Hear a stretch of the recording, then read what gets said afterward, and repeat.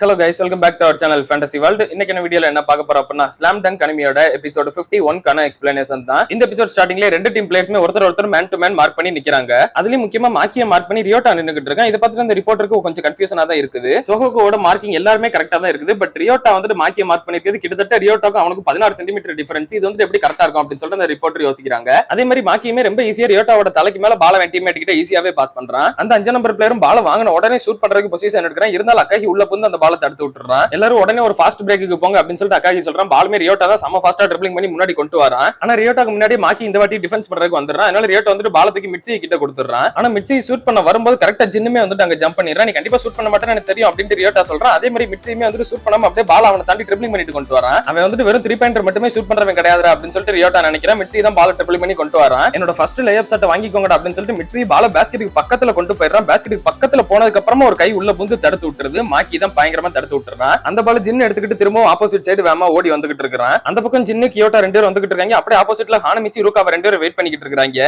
ரூகாவும் ஹானமிச்சி கிட்ட நீ வந்துட்டு கியோட்டாவை மார்க் பண்ணு அப்படின்னு சொல்றான். எனக்கு அது நல்லாவே தெரியும், நீ ஒண்ணு எனக்கு சொல்லாதடா அப்படின்னு சொல்லிட்டு ஹானமிச்சி சொல்றான். அந்த ஜின்னு 3 பாயிண்ட் நல்லா ஷூட் பண்ணுவாடா, அவன் கிட்ட கேர்ஃபுல்லா இருங்க அப்படின்னு சொல்லிட்டு கோகரே வெளிய இருந்தே கத்துறான். அப்படியே நேரா ஓடி வந்துகிட்டு இருந்தாங்க. டக்குன்னு ஒரு கிராஸ் அடிச்சு பொசிஷன் மாறிடுறாங்க. இருந்தாலும் ரூகாவா ஹானமிச்சி ஏமாறல, கரெக்ட்டா அவங்களோட மார்க்கிங் போய் மார்க் பண்ணிடுறாங்க. இவன் ஷூட் பண்ணுவானா மாட்டானா அப்படின்னு சொல்லிட்டு ரூகாவா அவன் பாலையே பாத்துக்கிட்டு இருக்கப்ப டக்குன்னு அவன் வந்து பால வந்துட்டு பாஸ் ஆமாத்தி கியோட்டா கிட்ட கொடுத்துறான். ஏன்டா இங்க நான் ஒருத்தர் இருக்கதை நீ மறந்துட்டு பத்தியா, நான் வந்து கொரில்லா மாதிரி இப்ப பால பயங்கரமா தட்டி விடுறேன் பாரு அப்படின்னு சொல்லிட்டு ஹானமிச்சி பால தட்டுறதுக்கு ட்ரை பண்றான். பட் அந்த டைம்ல கியோட்டா வந்துட்டு இவன் தட்ட தான் வருவான் அப்படின்னு சொல்லிட்டு கையோட பொசிஷனை கொஞ்சம் மட்டும் மாத்தி கரெக்ட்டா பாஸ்கெட்டுக்குள்ள டங்க் பண்ணிடுறான். ஹானமிச்சிக்கே இதை பார்த்துட்டு ஒரு பக்கம் ரொம்ப அதிர்ச்சி ஆகி போச்சு. இன்னொரு பக்கம் ஒரு காரை காட்டுறாங்க. அந்த ரிப்போர்ட்டர் தான் வந்துட்டு கார்ல வந்துகிட்டு இருக்காங்க. அங்க இருந்த கேரக்டர் இங்க எப்படி போகுது அப்படின்னு சொல்லிட்டு கேட்டீங்க அப்படின்னா அங்க கொஞ்ச நேரம் மேட்ச் பார்த்துட்டு இன்னொரு பக்கம் இன்னொரு மேட்ச் பாக்குறதுக்காக போய்கிட்டு இருக்காங்க. அதாவது ரியோனன் வெர்சஸ் டாகிசாட்டோக்கான கேம் வந்துட்டு இன்னொரு கோர்ட்ல நடந்துகிட்டு இருக்குது. அதாவது 2வது செமிஃபைனல். அதனால அந்த ஒரு செமிஃபைனல் பாக்குறதுக்காக இவங்க மறுபடியும் அந்த ஒரு கோர்ட்டுக்கு போய்கிட்டு இருக்காங்க. அந்த ஒரு கேமையுமே இப்ப காட்டுறாங்க. ரியோனன் டீம் வந்துட்டு டாகிசாட்டோ டீமை வச்சு செஞ்சுக்கிட்டு இருக்காங்க. அந்த ரிப்போர்ட்டருமே இப்ப அந்த கோர்ட்டுக்கு வந்து ரீச் பண்றாங்க. செண்டோட கேம் பிளேவை பார்த்து அவங்க வந்து ரொம்பவே இம்ப்ரெசிவா பாத்துக்கிட்டு இருக்காங்க. டாகிசாட்டோ வெறும் 8 பாயிண்ட், ரியோனன் டீம் வந்து 31 சொல்லிட்டு ஒன் சைடா தான் கேம் போய்கிட்டு இருக்குது.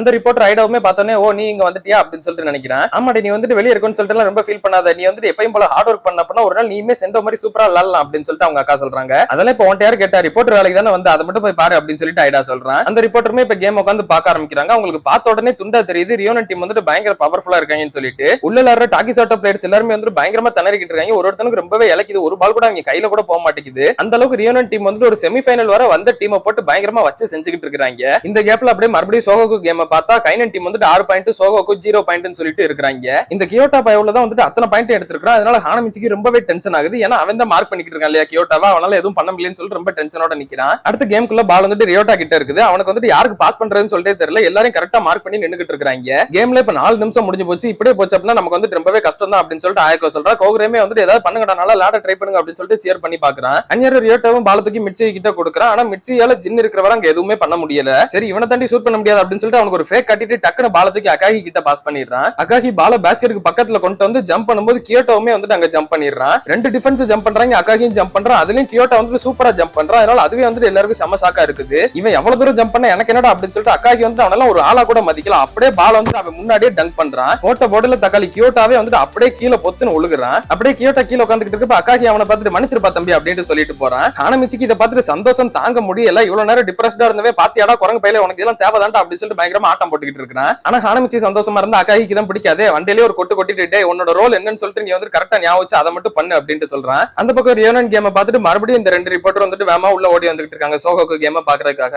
சோகோக்கு வந்துட்டு ஒட்டுமொத்த ஆடியன்ஸையும் ஷாக்காக்குற விதத்துல கொஞ்சம் கைனனுக்கு ஈக்குவலாவே கீப் அப் பண்ணி தான் வந்துட்டு இருக்காங்க. அகாகியோட நல்ல லீடர்ஷிப் குவாலிட்டியால இந்த டீம் வந்து கொஞ்சம் நல்லா தான் விளையாடுது அப்படின்னு வாய்ஸ் ஓவர்லயே சொல்றாங்க. கேம் வந்துட்டு இப்ப ஆரம்பிச்சு 10 நிமிஷம் ஆகுது. சோகோக்கு வந்துட்டு 16 பாயிண்ட், கைனன் 20 பாயிண்ட் சொல்லிட்டு கொஞ்சம் தான் லீடிங் இருக்காங்க. அடுத்து ஒரு ரேலியில பால் பாஸ்கெட்ல பட்டு கீழே விழுகிற மாதிரி இருக்கும்போது கரெக்டா ஹானமிச்சி அவனோட ரோலை பெர்ஃபெக்ட்டாவே பண்றான். அதாவது ரீபவுண்ட் ஆடுறத. சரி ஹானமிச்சி இப்ப பால் வந்துட்டு டக்குன்னு பாஸ் பண்ணி பாப்போம் அப்படின்னு சொல்லிட்டு அகாகி கேக்குறான். ஹானமிச்சிக்கு 2 டிஃபென்ஸ் நிக்கிறாங்க. இருந்தாலும் அவன் வந்து கஷ்டப்பட்டு பாலத்துக்கு பாஸ் பண்ணிடுறான். பால் வந்துட்டு இப்ப ரியோட்டா கிட்ட தான் இருக்குது. நேரா கோகரேமே கோச் அன்சா கிட்ட ஹானமிச்சி இப்ப நல்லாவே பாஸ்கெட்பால் விளையாட கத்துக்கிட்டாம்ல கோச், அவன் வந்து ரீபவுண்ட்ல இப்ப சூப்பராவே ஆட பழகிட்டாம்ல அப்படின்னு சொல்றான். ஆமா அது வந்துட்டு கரெக்ட் தான் அப்படின்னு சொல்லிட்டு கோச் அன்சாமே சொல்றாரு. அங்க கைனன் டீமோட கோச்மே வந்துட்டு ஹானமிச்சியோட கேம் பிளேவே நல்லா நோட் பண்ணிக்கிட்டு இருக்காரு. அடுத்த கேம்குள்ள பாலுமே வந்துட்டு ஹானமிச்சி கிட்ட வருது. அவன் ட்ரிப்ளிங் பண்ணி கொண்டு வந்துட்டு இருக்க டப்புன்னு அவனுக்கு சர்ப்ரைஸ் பண்ற மாதிரி மாக்கி அவனுக்கு முன்னாடி வந்து பால தட்டி விட்டுறான். அந்த பாலுமே வந்துட்டு அப்படியே சைடா போகுது. ஹானமிச்சி எடுக்க போறான். மாக்கி வந்துட்டு பின்னாடியே ஓடி போறான். அந்த பால் வந்துட்டு லைனுக்கு வெளியே போற மாதிரி இருக்குது. ஹானமிச்சியும் வந்துட்டு லைனுக்கு உள்ள ஜம்ப் பண்ணி அப்படியே வெளியே பறக்குறான். நேரா கோச் அன்சாய் மேலேயே போய் மோதுற மாதிரி போறான். பால் வந்துட்டு ஏர்ல இருக்கும்போதே சக்சஸ்ஃபுல்லா பால பிடிச்சு கோர்ட்டுக்குள்ள தள்ளி விட்டுறான். அதுக்கப்புறம் பார்த்தா ஹானமிச்சிக்கு பேலன்ஸ் இல்ல. அதனால அவன் பேலன்ஸுக்கு கோச் அன்சாயை யூஸ் பண்ணிக்கிட்டான். அவர் மேலே போய் பொத்துன்னு விழுந்துடுறான். அப்படியே அவர் மேல இருந்து இருந்து எந்திரிச்சிட்டு மறுபடியும் விறுவிறுன்னு உள்ள போய் ஆட ஆரம்பிச்சிடுறான். சப்ஸ்டிட்யூட் இருந்த பிளேயர்ஸ்மே வந்து கோச் ஆன்சா என்னாச்சு அப்படின்னு சொல்லிட்டு அவங்க கொஞ்சம் பயந்துடுறாங்க. கோச் ஆன்சா வந்துட்டு இல்ல ஒண்ணும் ஆகல, எனக்கு ஒண்ணும் இல்ல அப்படின்னு சொல்லிடுறாரு. இதை பார்த்துட்டு கியோட்டாக்கே ஒண்ணும் புரியல, இவன் என்னடா அவங்க கோச் ஏதோ தலைவாணி மாதிரி யூஸ் பண்ணிக்கிட்டு இருக்கான் அப்படின்னு சொல்லிட்டு பாக்குறான். கைனன் கோச்சுமே ஹானமிச்சியை பார்த்துட்டு இவன் வந்துட்டு சூப்பராவே மூவ் பண்றான், எனக்கு தெரிஞ்சு மாக்கியோட உனக்கு ரிஃப்ளெக்சஸ் எல்லாம் நல்லா இருக்கும்னு சொல்லிட்டு தோணுது. அதுலயும் பாஸ்கெட் பால் விளையாண்ட 3 மாசத்துல இப்படி ஆயிடுறான் அப்படின்னு சொல்லிட்டு கைனன் கோச் யோசிச்சுட்டு இருக்காரு. அந்நேரம் பால் வந்து பாஸ்கெட்ல பட்டு வெளியே வருது. அதேமே ஹானமிச்சி சூப்பரா ரீபவுண்ட் ஆடுறான். இந்த ரீபவுண்டுக்கு இங்க இருக்கிறவரை பால் வந்துட்டு வேற யார் கைக்கு போகாது அப்படின்னு சொல்லிட்டு ஹானமிச்சி சொல்றான். சரி இப்பதான் இன்ட்ரெஸ்டிங்கா இருக்குது, இதுக்கப்புறம் நான் அந்த நம்பர் 10 மார்க் பண்றேன் அப்படின்னு சொல்லிட்டு மாக்கியை வந்துட்டு ஹானமிச்சியை மார்க் பண்றதுக்கு ரெடி ஆகுறான். ஹானமிச்சி முன்னாடி வர்றப்ப கரெக்டா மாக்கி தான் வந்துட்டு அவனை டிஃபெண்ட் பண்ணி நின்னுகிட்டு இருக்கான். ஆடியன்ஸ்க்கு இது எல்லாருக்கும் செம்ம ஷாக்கா போகுது, மாக்கி வந்துட்டு இவனை டிஃபெண்ட் பண்ண நிக்கிறான் அப்படின்னு சொல்லிட்டு.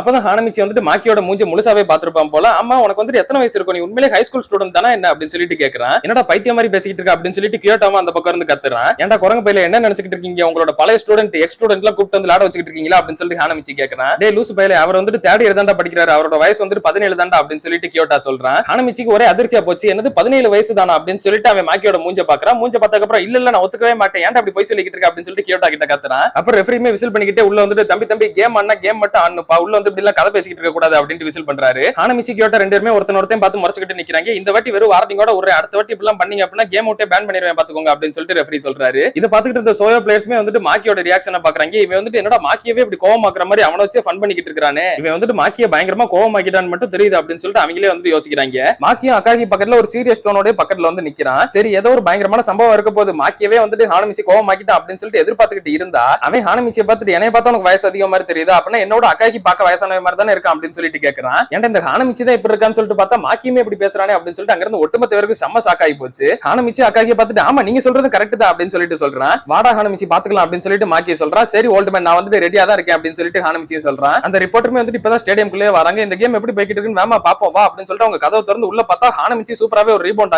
ஆடுறான். அவன் ரீபவுண்ட் ஆடி பால கையில வச்சுக்கிட்டு இருக்கும்போதே மாக்கி வந்துட்டு அந்த பால தட்டி விட்டுறான். என்னது மாக்கி இந்த ஃபர்ஸ்ட் இயர் பையனை போய் மார்க் பண்ணி நிக்கிறான் அப்படின்னு சொல்லிட்டு அந்த ரிப்போர்ட்டருக்கு செம்ம ஷாக்கா போகுது. அவனுமே வந்துட்டு அப்படியே பாலத்துக்கு லாங்கா ஜென் கிட்ட பாஸ் பண்ணி விட்டுறான். ஜின்னுக்கு வந்துட்டு டிஃபென்ஸ் இப்ப யாருமே இல்ல, அவன் வந்துட்டு ஈஸியாவே பால ஒரு லேஅப் ஷாட் போட்டு மேக் பண்ணிடுறான். கைனன் 24 சோகோக்கு 18 சொல்லிட்டு பாயிண்ட் வந்துட்டு இப்ப இருக்குது. கோகுரியமே ஹானமிச்சியை பார்த்து ரொம்பவே சர்ப்ரைஸ் ஆகுறான். எனக்கு வந்துட்டு இது ரொம்பவே ஆச்சரியமா இருக்குது, நம்ம மாக்கி வந்துட்டு நம்ம ரீஜன்ல நம்பர் 1 பிளேயர், அவன்கிட்ட இவன் வந்துட்டு இவ்வளவு கேஷுவலா பேசிக்கிட்டு அவனே வந்துட்டு சேலஞ்ச் பண்ணிக்கிட்டு இருக்கான் பாருங்களேன் அப்படின்னு சொல்றான். அதுக்கு ஆயக்கமே வந்துட்டு எனக்கு இன்னும் இது ஒன்னும் அவ்வளவு பெரிய ஆச்சரியமா தெரியல, அவன் ஸ்கூலுக்கு வந்து அடுத்த நாளே வந்துட்டு நம்ம கேப்டன் கிட்டே அவன் வந்துட்டு சேலஞ்ச் பண்ணவே, அதனால அவன் என்ன பண்ணாலும் எனக்கு பெரிய சர்ப்ரைசிங்கா இருக்க போறது இல்ல அப்படின்னு அவ சொல்றா. அடுத்த ஒரு ரேலிலுமே மாக்கி தான் வந்துட்டு ஹானமிச்சியை மார்க் பண்றதுக்கு பக்கத்துல வந்தா. அந்நேரம் கியோட்டா வந்துட்டு மாக்கி நீ வந்துட்டு இவனால மார்க் பண்ணணும்னு சொல்லிட்டு அவசியம் இல்ல, இவன் வந்து நான் பாத்துக்கிறேன் அப்படின்னு சொல்றான். பாலுமே வந்துட்டு கரெக்டா ஹானமிச்சி கைக்கு வருது, அவனை கியோட்டா தான் மார்க் பண்ணி முன்னாடி நிக்கிறான். அப்ப ஹானமிச்சி வந்துட்டு அந்த இடத்துல இருந்து ஷூட் பண்ற மாதிரி பொசிஷன் எடுக்கிறான். கியோட்டாவுமே வந்துட்டு அதை பார்த்துட்டு ஜம்ப் பண்ணிடுறான். ஆனா அந்த இடத்துல ஹானமிச்சி சூப்பராவே அவனை நல்லா ஃபேக் காட்டிட்டு கீழே கூடி ஓடி வந்துடுறான். சூப்பரா நீ அதை சாதிச்சிட்டு அப்படின்னு சொல்லிட்டு ரியோட்டாக்கு ரொம்பவே சந்தோஷம், ஏன்னா இந்த ட்ரிக்கை சொல்லி கொடுத்ததே அவன் தானே. சூப்பராவே கியோட்டாவை ஃபேக் கட்டிட்டு ஹானமிச்சி ஒரு லேஅப் ஷாட்டை போட்டு பாயிண்ட் வாங்கிட்டு போய்கிட்டே இருக்கான். ஹானமிச்சி நீ இதை இவ்வளவு ஈஸியா பண்ணுன்னு சொல்லிட்டு நான் எதிர்பார்க்கவே இல்லடா அப்படின்னு சொல்லிட்டு ரியோட்டாவும் சொல்றான். ஹானமிச்சிக்கு ரொம்பவே சந்தோஷம். பாயிண்ட்டுமே வந்துட்டு இப்ப 4 பாயிண்ட் டிஃபரன்ஸ் ஆயிடுது. அந்நேரம் கைனன் டீமோட கோச் வந்துட்டு ஒரு விஷயத்தை யோசிக்கிறாரு, இவனை கண்டிப்பா அடக்கியே ஆகணும் அப்படின்னு சொல்லிட்டு அவர் ஒரு பிளானோட இப்ப வந்து நிக்கிறாரு. அப்படியே கட் பண்ணி இதோட இந்த ஒரு எபிசோட முடிக்கிறாங்க. கைனன் கோச் வந்துட்டு எந்த மாதிரியான பிளானை கொண்டு வந்து ஹானமிச்சியை ஸ்டாப் பண்ண போறாரு, அதை ஹானமிச்சி ஓவர் கம் பண்ணி வருவானா இல்லையன்றதெல்லாம் நம்ம அடுத்தடுத்த எபிசோட்ஸ்ல பார்த்து தெரிஞ்சுக்கிடலாம். அதையெல்லாம் நீங்க தொடர்ந்து பார்க்கணும்னு நினைச்சீங்க அப்படின்னா மறக்காம நம்ம சேனலை சப்ஸ்கிரைப் பண்ணி சப்போர்ட் பண்ணுங்க. அப்படியே இந்த எபிசோட் பிடிச்சிருந்தா மறக்காம ஒரு லைக்கையும் போட்டு போயிருங்க. நான் உங்களை இன்னொரு நல்ல வீடியோல வந்து மீட் பண்றேன்.